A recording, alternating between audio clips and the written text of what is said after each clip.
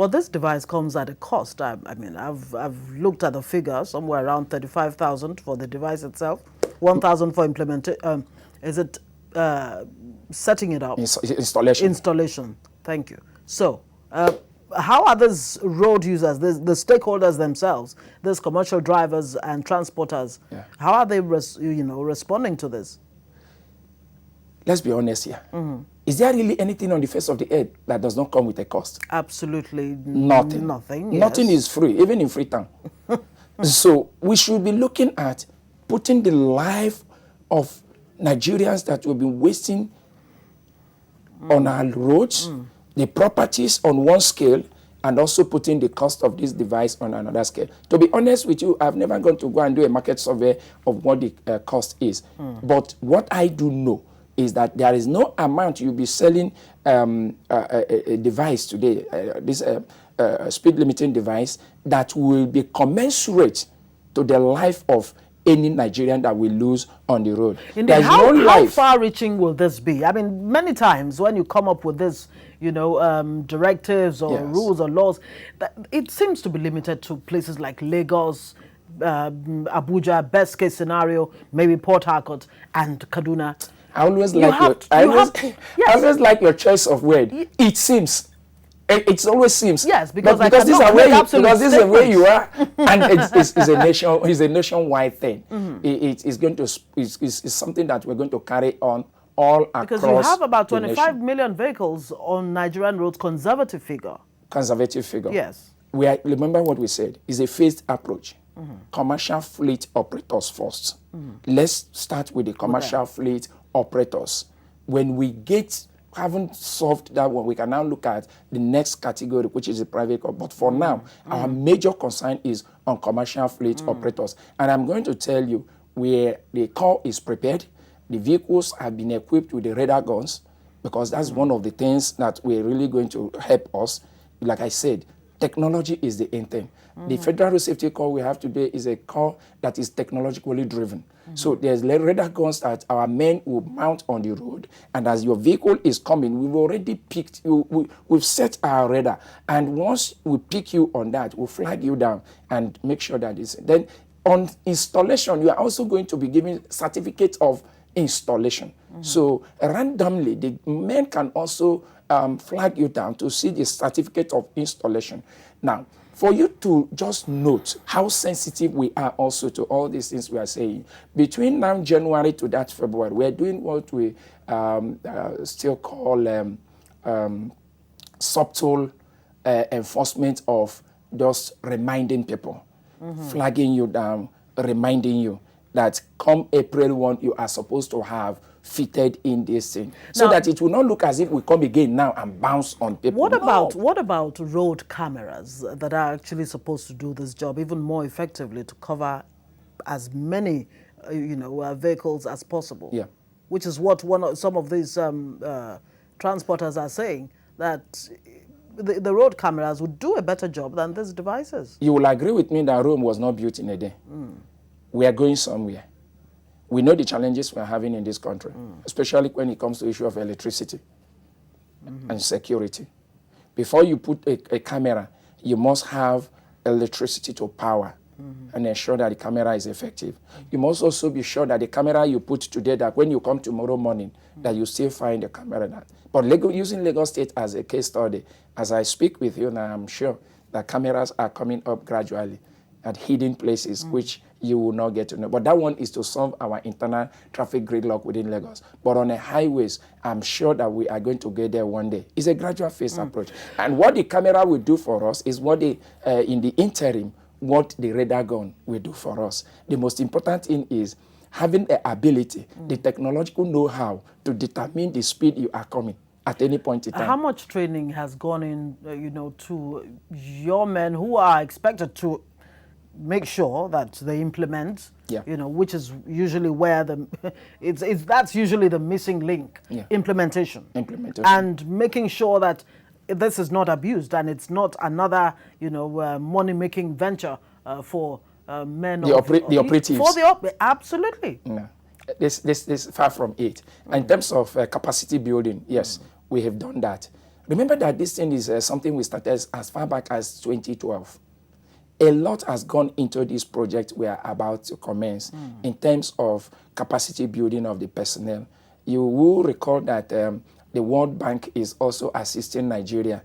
Part of the areas that they are assisting us is also in areas of capacity building. Officers have been going on training here and there, even under the auspices of the World Bank. And training and retraining has been going on. People will go, come back, train the trainers. They will come back again. We keep on having in-house capacity building. So I can tell you that we are ready. We are ready for what we want to embark on. Okay, so how much enlightenment really is going on, you know, to ensure, because I'm a radio person, I listen to radio a lot, especially while driving. Yes. I don't think I've heard anything that talks about this, apart from hearing that you were going to come on this show and we're to discuss this. I'm surprised yes, to hear really, that, I haven't because heard it you anywhere. will recall last year, for one, we had a mega rally in Ojota that was still centered on these speed limiting devices. We had another cap-up rally at Sheraton Hotel. And as I speak to you, like I said, even the sensitization is still ongoing, one-on-one with the operatives as they are on the road, stopping people to tell them, remember that this is what we are. And as I speak right now, the commercial has equally directed all field commands to keep on with the tempo of the enlightenment program. You've forgotten that all through the Ember month we were on the road, campaigning, motorized shows. In Lagos, I have lost count of how many motorized campaigns we had in Lagos. In all these things, we keep on chipping in the issue of the speed limiting devices. So anybody that is, and even some of the sellers. Very importantly, yes, where do the road users, these commercial drivers, yes, where do they get these devices? We have accredited dealers, which was published on air.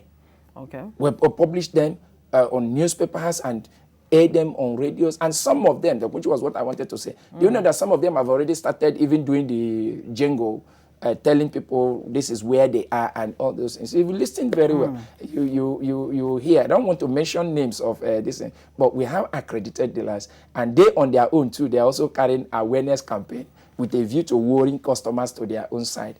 So all in all, enlightenment is enlightenment. Okay, and 900 billion naira would be a lot to be, you know, going into the coffers of the government, whether at state level or federal. Point of correction. The government, the Federal Road Safety Corps, has nothing financial to do with this. Okay. What we did was put up expression of interest for private sector participation, those who have the capacity to bring in this device. And remember that we're working with Standard Organization of Nigeria, National Automated Council, and the FRSC.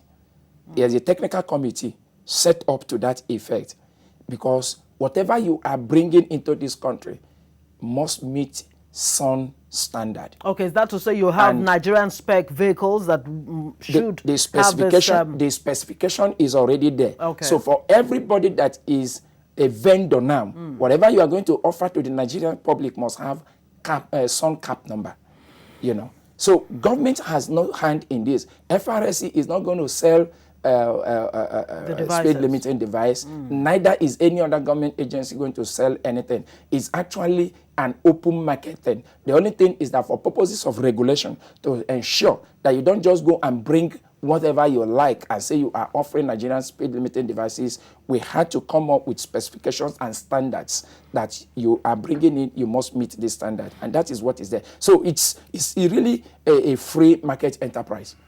All right, it's good to know that. Hyginus Umeje, always nice to have you on the show. Sector Commander of the Federal Road Safety Command, Lagos. Thank you very much for coming to talk to us about this one. Thank you.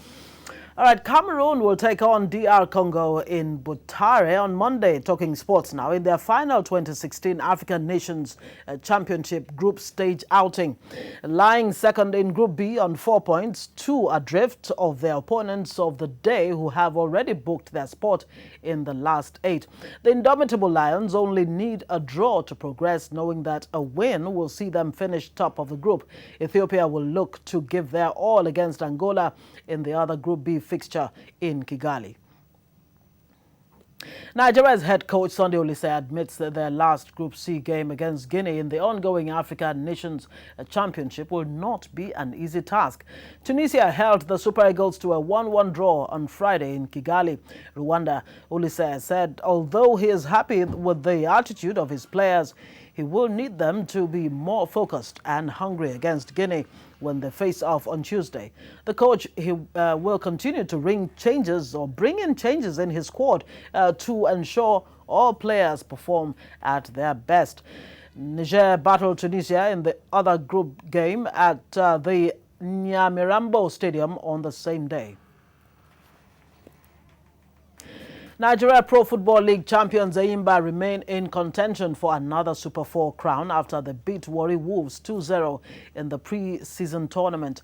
Nasarawa United lead the standings on 5 points after they held Akwa United to a goalless draw also on Sunday. Akwa United are on 4 points while Wolves have 3 points. The Uyo leg of the Super 4 will be staged from February the 3rd to 7th, with the overall winners emerging as the Super 4 champions. Exciting fixtures will begin the 2015-2016 Nigeria Professional Football League season on February the 21st. Defending champions Enyimba will start their title defense away from home with a tricky encounter against Dolphins. 2015 runners-up Warri Wolves will lock horns with Heartland. Former champions Kano Pillars are at home to Enugu Rangers and El Kanemi Warriors. Regional rivals Wiki Tourists. Newly promoted Ikorodu United will also welcome Abia Warriors to Lagos, while New Boys Plateau United will face off against fellow newcomers Niger Tornadoes. Arsene Wenger was once again left to fume about Diego Costa as Arsenal blew their chance to climb back to the top of the Barclays Premier League. Chelsea won 1-0 at the Emirates, with Costa scoring the only goal after Arsenal had been reduced to 10 men.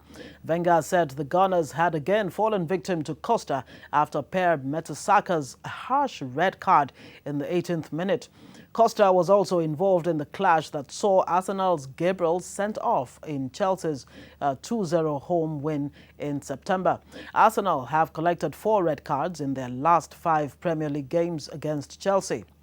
Swansea City's new coach Francesco Guidolin saw his relegation-threatened team win at Everton for the first time to lift them 4 points above the bottom 3 places. It was a bad